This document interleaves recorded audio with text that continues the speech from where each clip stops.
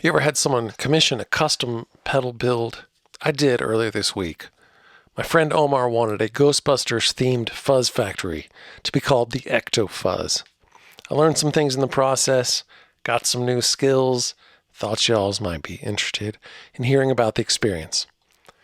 So we started off with some of my generic graphic ideas, but Omar wanted it to look like actually good, so he hired a professional designer to do the graphic, and that guy gave us some of these choice mock-ups. It's interesting that he strategically cut the design so that we couldn't see any one complete variation before committing to a design. For myself, I was kind of eyeing some of the rejects, actually.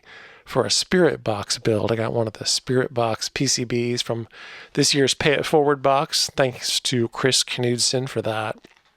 Thought the graphics in the lower left might work for it, but because we're using this brand name Mass Hysteria Audio, that's a homage to the Ghostbusters movie, the guy thought we were starting a pedal company and profiting from his designs, so he got weird about working with me, and I wasn't going to press the issue. I got the Illustrator file, I opened it up, and interesting, got an error that there was a linked file that wasn't embedded. This is how I learned that he used DALL-E to assist with the mockups. What went wrong here is that Omar approved a black version, but I received an earlier rejected white version, and I couldn't have known. So I proceed to modify it for Tata's UV printing template, black and white on a transparent background, to be printed on a green enclosure. You never quite know how it's going to turn out. You just sort of cross your fingers and hope for the best. Second issue I had was that I broke a screw off in the hole trying to clear out the excess powder coating that oversprayed into the holes. And I probably used that same screw one too many times to clear the gunk, and it just broke off. So I had to cover the hole with a chop screw, like one that I dremeled off the top, and some enamel paint. So now I went out and got a 632 thread tap to keep at my workstation, so in the future I can clear these issues out with a more appropriate tool. Thankfully, I wasn't planning to charge him anyway because he's a close friend of mine.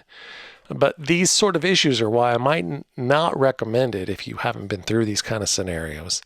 Also, the orange peel effect that you get from Tata powder coating, I don't personally care about it, but it might not be up to some people's standards, and I worried about that. Especially customers with a really nice pedal board with nice Chase Bliss pedals. Your DIY creation might look quite Jackmobile in comparison. Inside the box, I used a momentary switching system with Paul Ruby's MCU code, my own circuit board design, although nearly a clone of Robert's Intelligent Relay Bypass board, just because I've built so many with that board that the layout is really familiar to me. And I painted the transistors with a hammer tone blue-gray spray paint, so no one will know what Mojo low-gain PNP transistors I chose. A future owner will know there's some real mojo in there because nothing generates unwarranted hype quite like gooping your board just for fun. And my favorite part was printing on what Taita calls side D, that front kick plate. And every time I looked at it on my desk, I was like, oh, that looks so freaking cool. I would do that again. So that's the end of my story. I have no sound samples this time, but I'm going to do a fuzz pedal playlist, and next up will be a Mad Bean Zombie, which is basically everything that's in a Fuzz Factory plus more. So thank you for listening in.